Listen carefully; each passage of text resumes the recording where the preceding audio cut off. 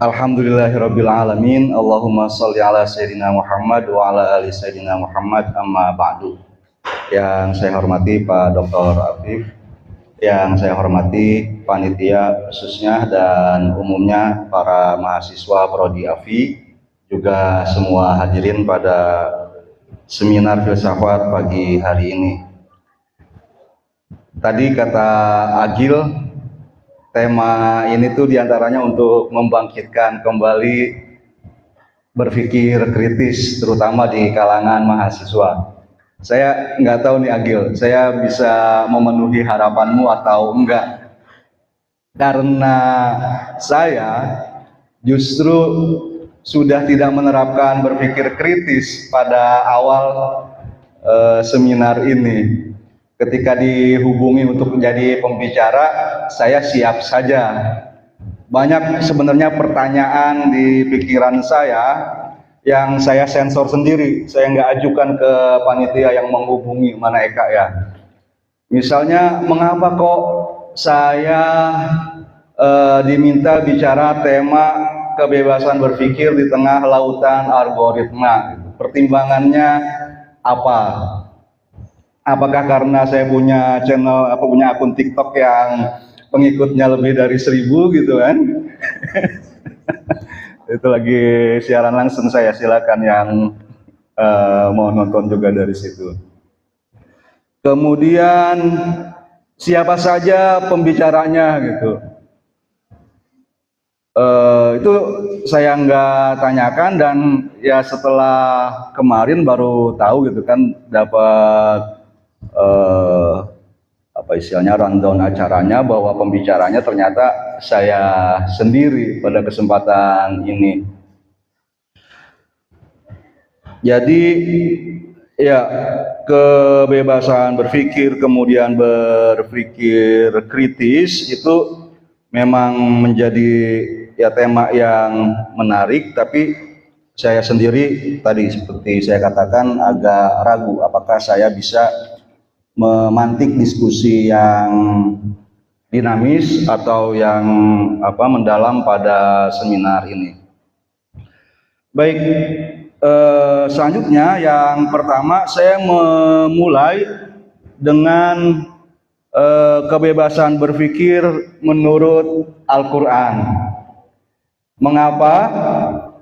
Karena bagi saya pribadi, pengalaman dulu menjadi mahasiswa seumuran Anda, saya merasa bahwa Al-Quran dan agama itu menjadi salah satu penghalang untuk kita berpikir bebas, berpikir kritis.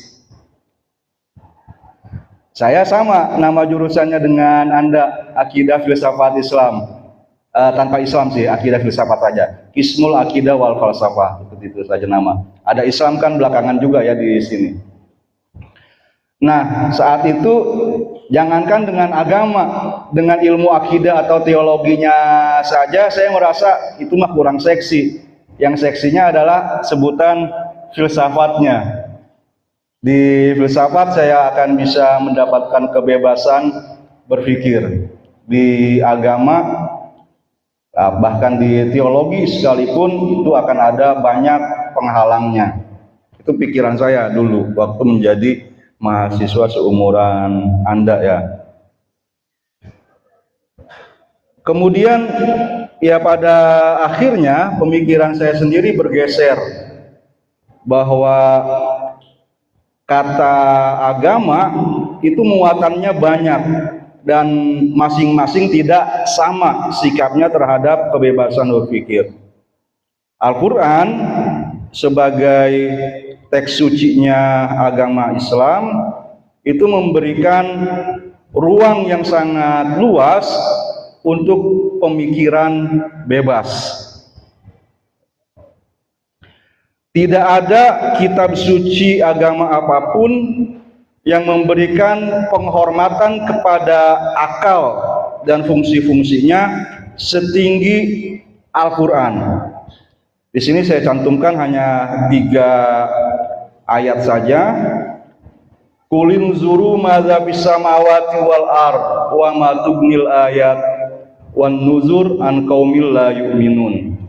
Awalam yatafakkaru fi anfusihim ma khalaqallahu fis samawati wal arda wa ma bainahuma illa bil haqqi wa ajalin musamma. Awalam yanzuru fi malakutis samawati wal ard wa ma khalaqallahu min syai'. Ayat-ayat ini serta ayat-ayat yang lain ya, bukan hanya dengan kata nazar, tafakur, tapi banyak ayat-ayat yang lain yang terkait dengan fungsi akal, itu semuanya menyeru manusia untuk berpikir bebas sampai mereka mengenal Allah. Memang ada tujuannya itu, sampai mengenal Allah. Berpikir bebas itu justru sampai tujuannya itu, mengenal Allah. Dan mengenal Allah itu sekarang saya yakini bukan sebagai penghalang dari pemikiran bebas, tapi justru menjadi inti, esensi atau substansi dari pemikiran bebas itu. Kalau ada misalnya ahli-ahli agama yang menganggap aneh pandangan tersebut, maka bagi saya sekarang ya kita tinggal selektif saja. Kita mau ikuti siapa gitu kan. Jalaluddin As-Suyuti misalnya yang menulis Saunul Kalam wal Mantik an Fannayil Kalam wal Mantik. Ini jadi disertasinya Bapak Mufti Ali ya. Bisa Anda cari disertasi beliau itu tentang kitab tersebut di internet, di Leiden. Disertasi Mufti Ali Banten misalnya kayak gitu, di Leiden. Insya Allah dapat sampai ke filenya. Dari judulnya aja sudah kelihatan bahwa Jalaluddin As-Suyuti, penulis tafsir Jalalain itu tidak menganjurkan kita untuk mendalami ilmu teologi dan ilmu logika. Ya, kita bisa lihat di isinya bahwa misalnya ya agama itu esensinya adalah ittiba, nurut. Jangan berpikir kritis, jangan berpikir tidak mengusung kebebasan berpikir. Akan tetapi misalnya ya banyak para pemikir lain yang menyuruhkan supaya kita mempelajari filsafat, menggunakan logika sebagai akalnya. Anda ada mata kuliah tentang teks filsafat, dan pada semester lalu saya dengar bahwa yang dibaca adalah buku Ibnu Rushd, Faslul Maqal Fima Bainal Hikmah ya wa Syari'ah Minal Ittisal. Sebenarnya banyak sekali teks selain itu juga. Itu pertama, kita tinggal selektif saja mau taklidnya sama ulama yang mana. Ya. Baik. Kemudian tentang penghalang kebebasan berpikir. Selain tadi Al-Quran menyerukan berpikir, memberikan bimbingan bagaimana fungsionalisasi akal, Al-Quran juga menjelaskan banyak penghalang kebebasan berpikir. Di antaranya kita taklid dengan mengikuti orang tua, leluhur yang tidak mengesahkan Allah, maka ya kita ikut seperti itu. Kemudian ada hawa nafsu.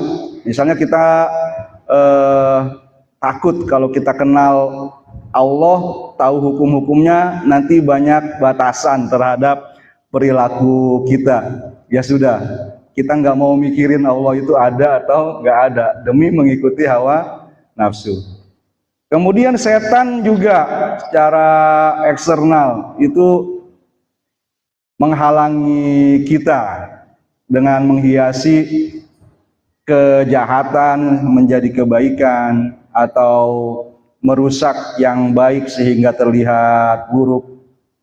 Dan penguasa ini banyak bentuknya. Supaya kekuasaan mereka langgeng, maka yang dibutuhkan adalah pengikut-pengikut yang bodoh. Maka pendidik juga sebenarnya bisa menjadi seolah-olah dia adalah penguasa. Dia tidak memerdekakan pemikiran murid-muridnya. Yang dia kehendaki adalah murid-muridnya nurut. Saya ini keturunan Nabi, kamu harus patuh sama saya. Gitu. Ngajarin itu, kalau ada yang bertanya, dari mana buktinya? Dimarahin. Atau kiai yang sebaliknya, mengatakan mereka itu bukan keturunan Nabi, kamu juga harus nurut sama saya. Kedua belah pihak bisa sama-sama menjadi sama aja penguasa. Sebenarnya yang dikatakan oleh Francis Bacon tentang idola, penghalang berpikir, itu ya mirip juga dengan apa yang disebutkan oleh Al-Quran tadi. Francis Bacon mengatakan orang nggak berpikir itu karena dia mengikuti idola suku.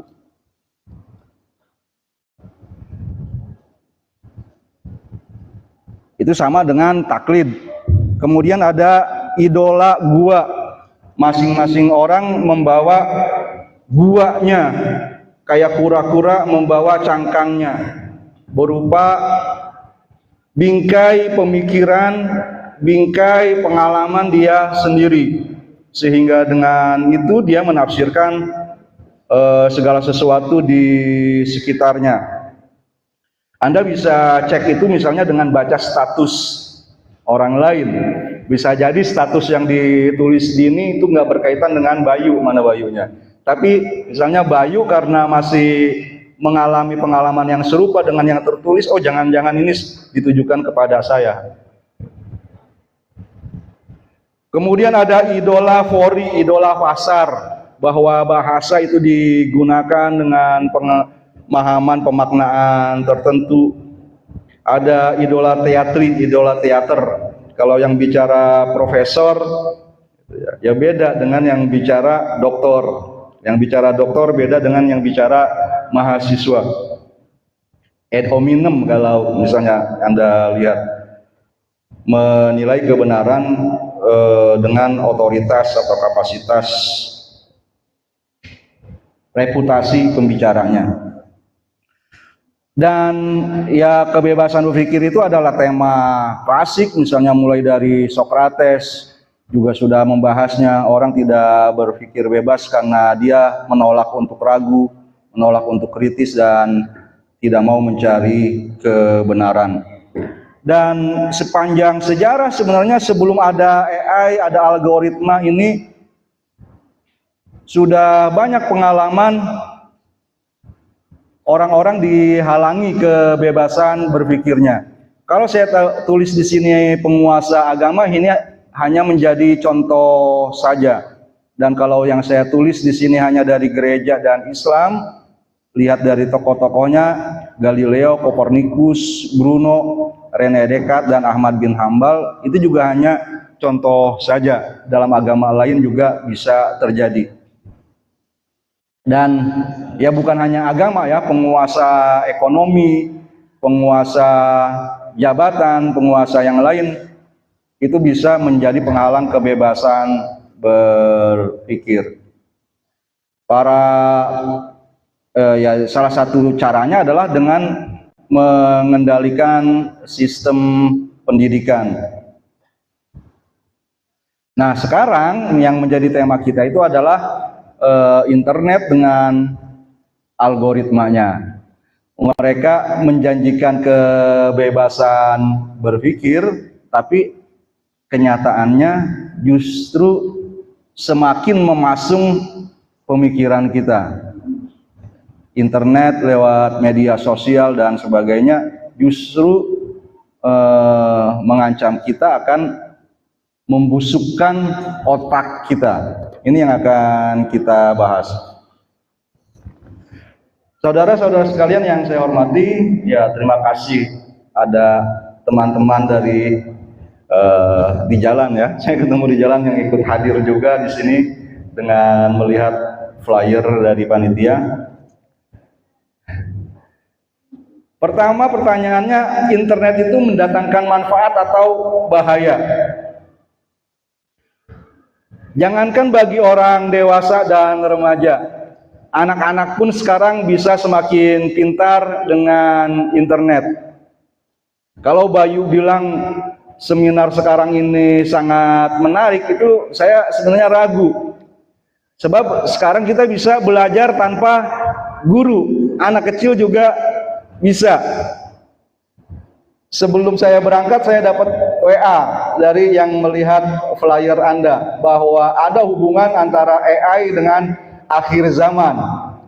Karena itu belum saya bahas gitu kan. Saya tanya ke AI Meta saja gitu kan, akal imitasi. Saya lebih sukanya bacanya AI gitu ya.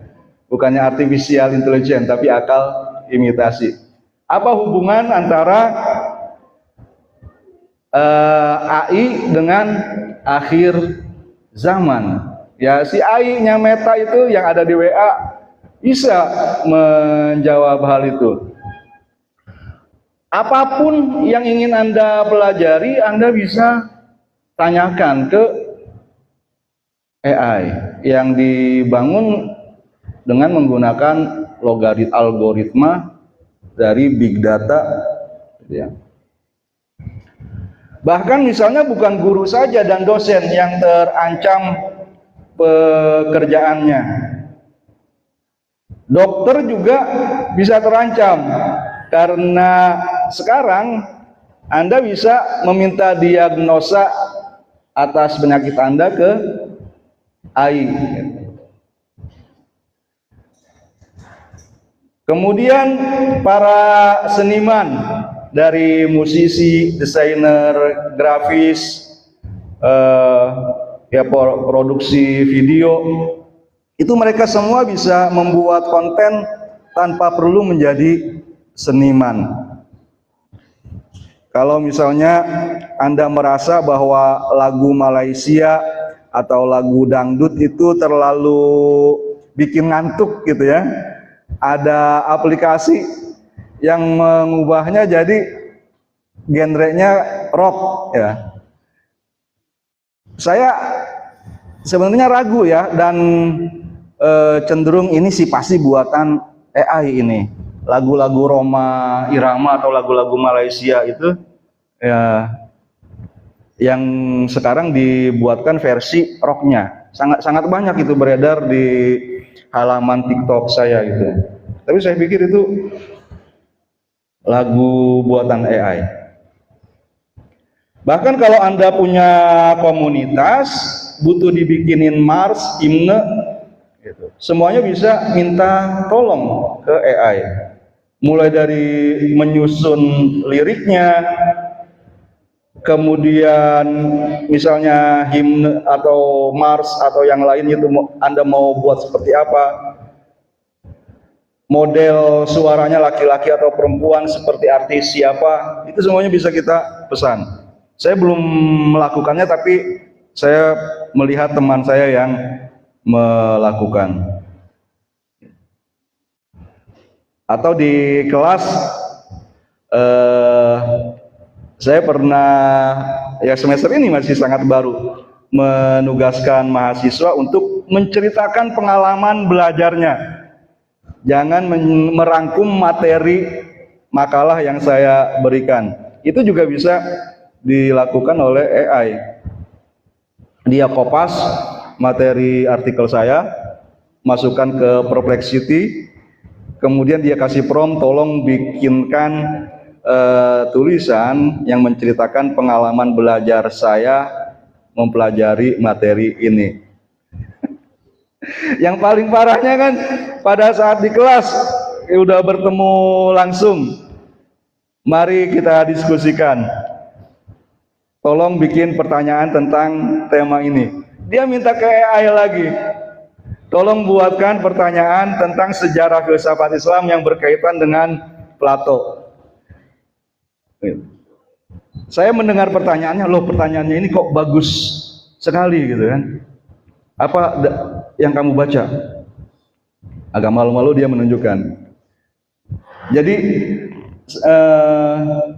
itu memang ada manfaatnya, tapi sangat berbahaya. Orang bisa belajar tanpa guru, bisa mendiagnosa penyakit tanpa dokter, bisa membuat konten tanpa menjadi seniman.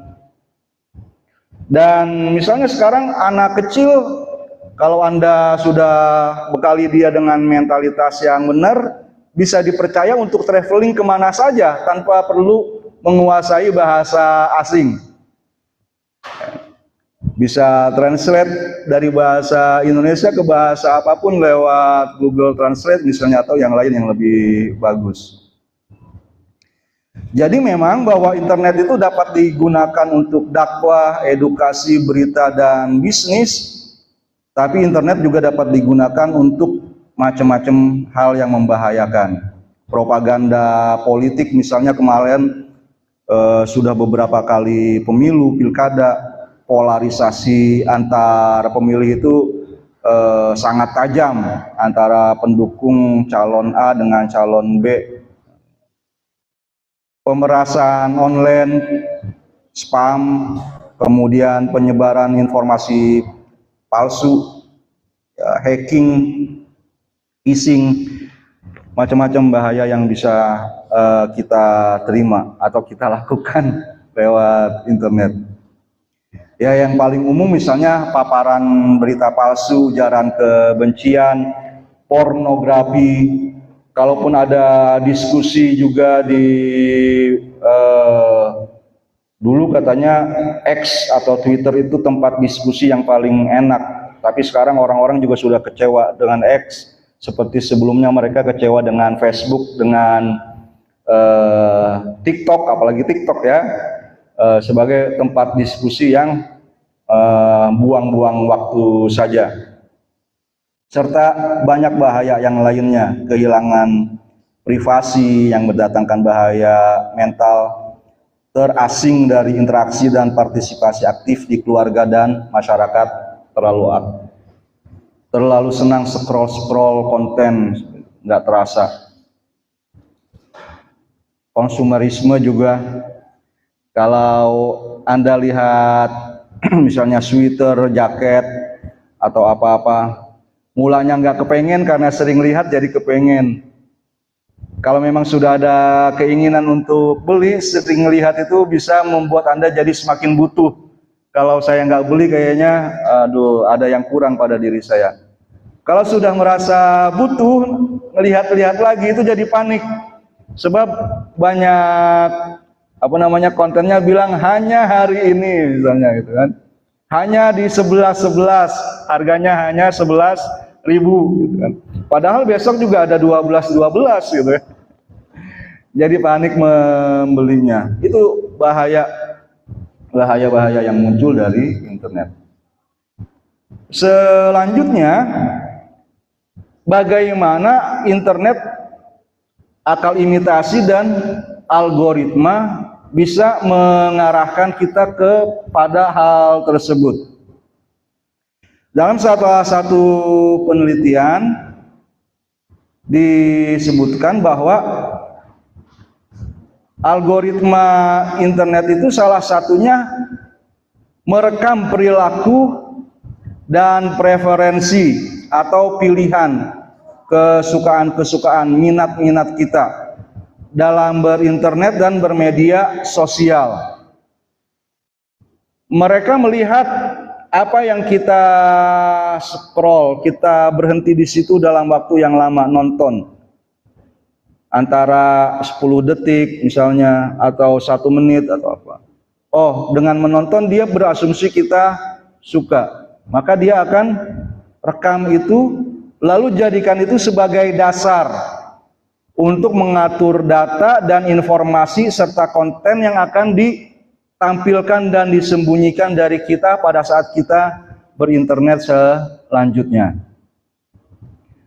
Contohnya dari saya saja, misalnya kalau ada konten tentang Liverpool gitu kan, karena saya ngefans ke sana gitu, saya tonton agak lama. Gimana Muhammad Salah bisa bikin gol bareng sama Gravenberch kemarin gitu kan, setelah 4 kali berturut-turut di Premier League kalah terus. Berikutnya ya bakal konten Liverpool lagi yang bakal tampil. Mungkin Real Madrid bakal muncul juga di beranda saya karena bakal ketemu nih besok malam gitu. Tapi MU bakal susah tampil di beranda saya gitu kan, karena begitu muncul langsung saya lewatin. Atau pemusik yang saya suka, Alif Bata gitu kan, ya itu bakal banyak muncul karena saya direkam oleh algoritmanya saya banyak menonton hal tersebut.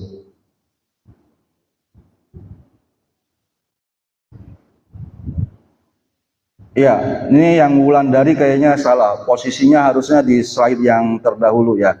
Bahwa bahaya algoritma itu muncul diantaranya lewat tagar juga trending.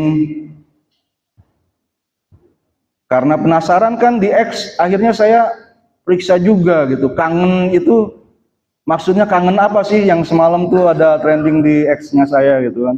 Semuanya enggak ada yang hubungannya dengan saya ternyata. Saya juga punya kangen gitu kan, tapi kangen sama guru saya yang meninggal dunia di tempat dia belajar sebelum pulang ke Indonesia. Ya, tapi itu nggak ada urusannya dengan trending topik di X. Tapi karena dia sudah trending, akhirnya kan saya jadi tahu berita-berita yang nggak penting. Nah, di antara banyak mekanisme algoritma ada dua istilah yang muncul dalam usaha saya belajar tentang tema pada hari ini, yaitu yang disebut dengan filter bubble dan echo chamber. Ini yang akan kita bahas berikutnya. Kemudian bahaya dari dua hal itu bisa menyebabkan confirmation bias dan brain rot atau pembusukan otak. Dan terakhir nanti akan saya bahas sedikit tentang bagaimana mengembalikan kebebasan berpikir di tengah badai algoritma. Selanjutnya tadi saya ingin mengeksplorasi lagi apakah kita benar-benar membutuhkan guru, dosen, dokter, pemusik, penyanyi, pembawa berita.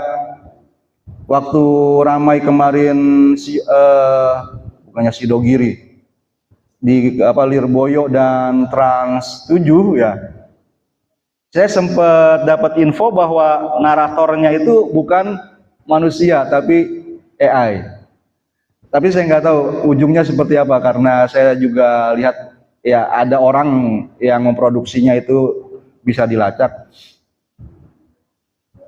Udah nggak mengikuti lagi itu perkembangan itu.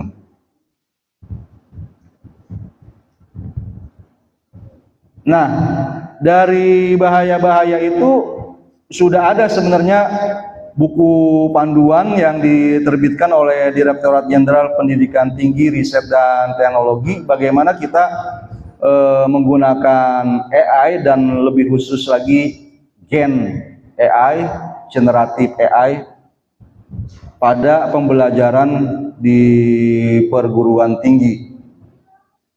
Karena itu tidak bisa dihindari, gitu, maka yang harus disikapi misalnya bahaya-bahaya yang muncul, misalnya kesenjangan akses.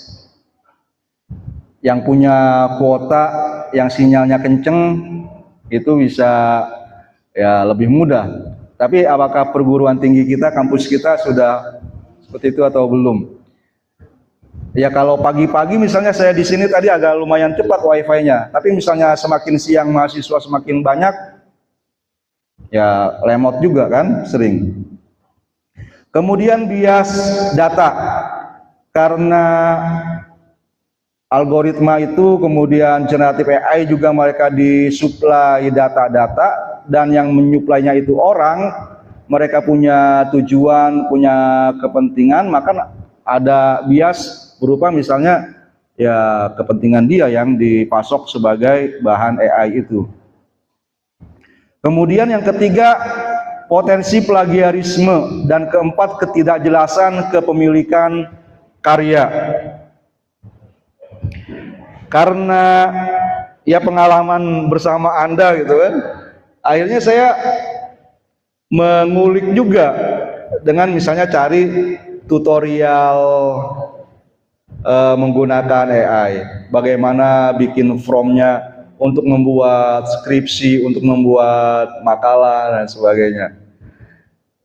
Jadi saya juga kadang-kadang agak khawatir nih gini, jangan-jangan yang saya bicarain ini mahasiswa yang sudah suhu-suhu semua gitu kan dalam menggunakan AI itu gitu. Karena sekarang tutorialnya sudah sangat banyak.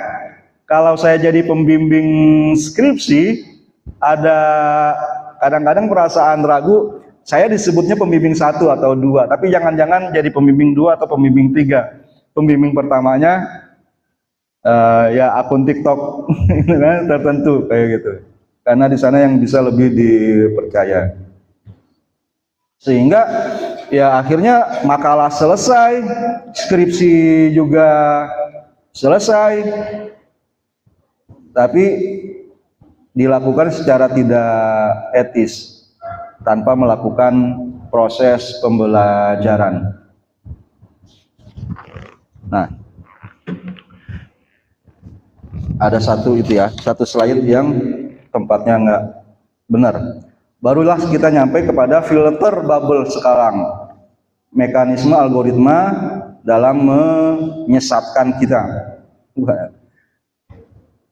Ini sejauh yang saya baca ya, diperkenalkan pada 2011 oleh Ellie Parker.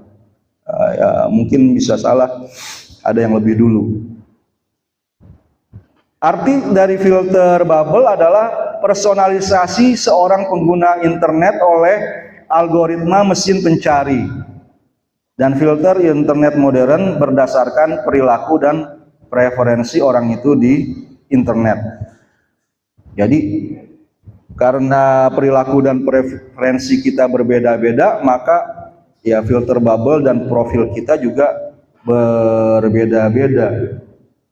Kalau dalam pendekatan tasawuf mungkin ya, kadang sifat manusia bisa diserupakan dengan binatang, maka avatarnya orang yang rakus muncul babi gitu kan. Avatarnya orang yang culas, jahat bisa seperti ular. Avatar orang yang pemalas mungkin seperti kerbau atau apa gitu. Nah, internet juga punya avatar, punya profil untuk diri kita masing-masing. Gitu. Tapi kalau suguhan ke mesin pencarian yang kita buat gitu ya, atau nanti iklan-iklan yang muncul di sana ternyata enggak gue banget, itu katanya karena gelembung informasinya ini juga dikaitkan dengan profil-profil orang-orang di sekitar kita.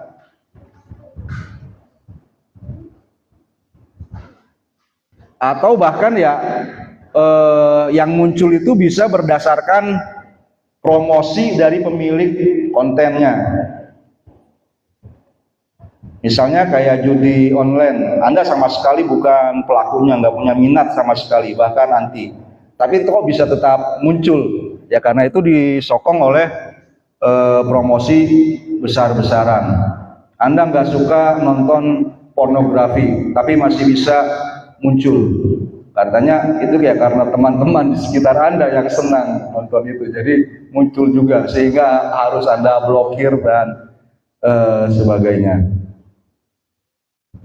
Jadi profil diri kita dan profil orang-orang di sekitar kita di satu daerah ya, kalau kita mengaktifkan GPS-nya kita berada di Banten, ya maka itu bakal berpengaruh.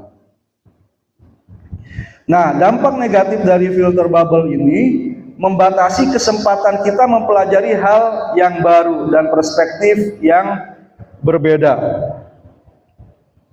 Kalau Anda suka, misalnya saya punya hobi otomotif gitu ya, nanti itu terus yang bakal muncul. Hobi memancing nggak muncul ke beranda Anda.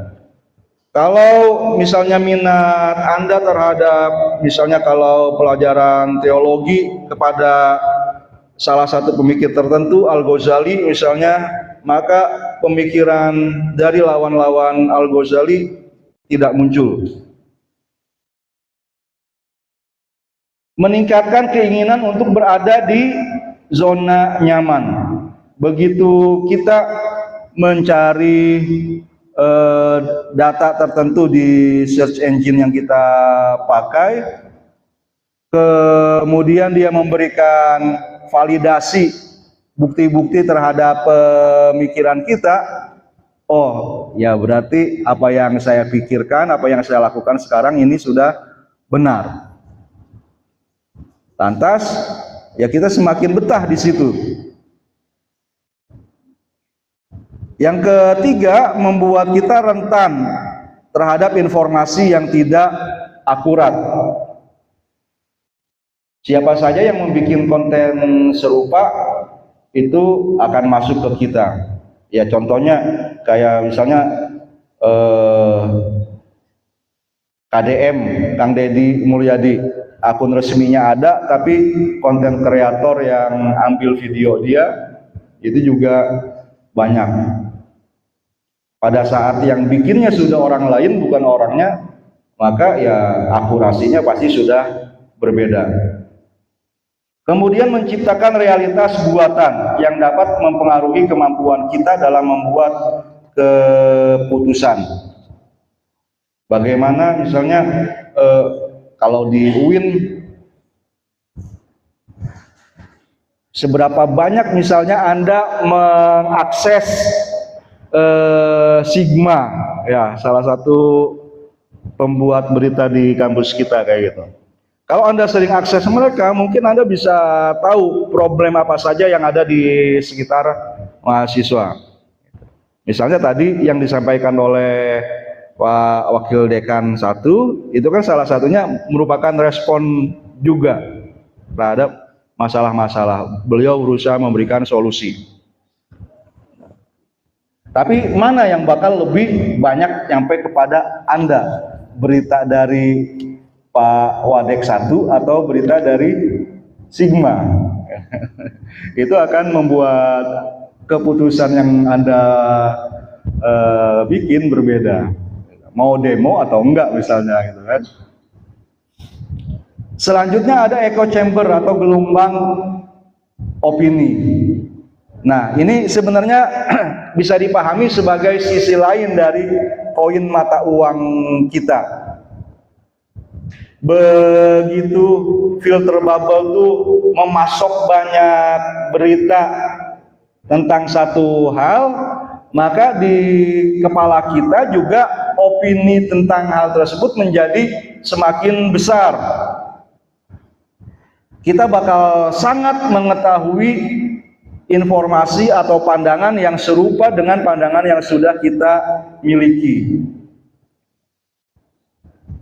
Kemudian kita juga semakin terkoneksi dengan orang-orang yang memiliki satu pandangan dalam satu jaringan yang mengesampingkan pihak lain yang memiliki pandangan yang lain. Nah, dampaknya itu yang salah satunya disebut sebagai bias informasi. Kita akan terus cenderung untuk mencari informasi yang mendukung prasangka kita dengan menafsirkan bukti untuk mengonfirmasi keyakinan yang sudah ada. Ini kenapa jadi sambal ya? Saya sangat tidak suka tipe, termasuk tipe saya sendiri. Maksudnya sambil, bukannya sambal menolak dan mengabaikan data yang bertentangan. Ada 3 macam bias informasi, mulai dari kita mencari informasinya itu sendiri sudah bias, kemudian penafsirannya bias, kemudian kita mengingat-ingat, menghafal informasi juga itu bias. Saya kasih contoh satu saja, bias dalam pencarian informasi. Kita akan mencari bukti yang mendukung hipotesis atau teori yang sudah kita miliki. Di sini saya pakai translate Google dari contoh yang ada di satu situs ya. Ada situs-situs yang bisa langsung ditranslate ke Indonesia, ada yang enggak. Ini nama situsnya saya tulis di belakang itu Simply Psikologi, bias informasi. Contoh dari bias pencarian itu, jika kita ketik di Google, apakah kucing lebih baik daripada anjing? maka yang akan kita dapatkan adalah situs-situs yang mencantumkan alasan mengapa kucing lebih baik. Tapi kalau kita balik ngetiknya, apakah anjing lebih baik daripada kucing? Maka yang akan kita dapati adalah situs-situs yang meyakini bahwa anjing lebih baik daripada kucing. Berikutnya itu saya search sendiri gitu kan. Apakah Syiah aliran yang sesat? Yang pertama. Maka muncul yang paling atas itu dari An-Nas MUI, ajaran Syiah penuhi 10 kriteria aliran sesat. Kemudian ada dari Fawa Islam, inilah penyimpangan dan kesesatan akidah Syiah. Kemudian saya coba balik pencariannya, apakah Syiah aliran yang tidak sesat? Ya jawabannya beda dari Google itu. Ajaran Syiah menurut MUI tidak dilarang di Indonesia. Syiah Zaidiyah dan Imamiyah tidak sesat. Tapi karena ya Syiah minoritas misalnya, pada saat searchingnya sudah seperti itu juga muncul Fawa Islam lagi. Inilah penyimpangan dan kesesatan akidah Syiah yang tadi sudah muncul di pencarian yang pertama. Ini kan model pencariannya dengan pertanyaan. Coba kalau saya buat kalimatnya berbeda. Sebutkan alasan-alasan sesatnya Syiah. Sebutkan alasan-alasan atau bukti-bukti tidak sesatnya Syiah. Jadi kalau Anda misalnya ya berpikir kritis itu salah satunya coba bolak-balik aja sih kata-kata. Apa pentingnya kekuatan logika bagi misalnya mahasiswa? Tapi kalau Anda balik jadi logika kekuatan, maka arahnya sudah sangat berbeda. Sama seperti Anda minta bertanya ke AI, apa hukumnya mengaji sambil merokok? Dengan Anda bertanya, apa hukumnya merokok sambil mengaji? Ya kan jawabannya bakal, ya itu dua konsep yang sangat berbeda. Mengaji baik, tapi sambil merokok nggak adab gitu kan, kita bisa pikir seperti itu. Yang merokok ada yang mengharamkan, tapi ada yang membolehkan juga. Tapi kalau sambil ngaji siapa yang larang gitu. Jadi kalau kamu jadi santri supaya nggak pengen dilarang sama kiai, izin merokok sambil mengaji, ya itu nggak bisa dilarang oleh Pak Kiai. Nah, dampak selanjutnya adalah tadi pembusukan otak. Nah, pada saat ini sudah terjadi, kita nggak bisa lagi berpikir kritis. Kita terbiasa melihat konten-konten yang remeh-temeh, yang durasinya juga sekarang semakin pendek. Walaupun di YouTube short video itu masih bisa 3 menit, tapi misalnya video-video di TikTok yang bisa menarik itu ya tinggal 15 detik, 10 detik dan sebagainya. Dan sampai ke bagian ini juga otak saya sudah busuk gitu kan, nggak bisa saya baca-baca lagi, tinggal tanya aja lagi sama Google apa itu pembusukan otak gitu kan. Google sudah jawab seperti ini. Istilah gaul yang merujuk pada penurunan fungsi kognitif akibat konsumsi konten digital yang berlebihan dan dangkal.